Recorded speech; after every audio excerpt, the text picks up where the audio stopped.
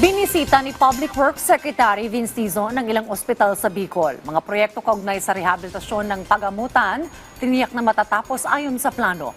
Ang iba pang detalye sa report ni Connie Kalipay ng Philippine News Agency.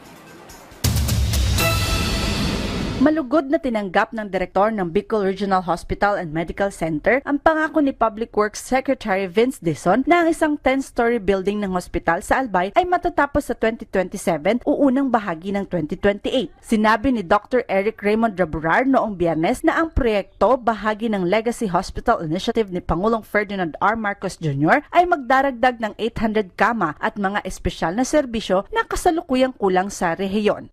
Maganda ho, bumisita siya. Unfortunately ho, katabi ko rin naman si Secretary on that day, Secretary of Health po. Kaya ho natutuwa kami doon sa pagbisita niya. Alam niyo naman po, is project nila yan eh. Ang kagandahan po noon is naibitaw nila na ma-assure na mapapabilis yung pagtatapos na itong building na to para ma-turn over po at magamit namin kagad po. Yun po yung natutuwa kami doon sa pagbisita niya.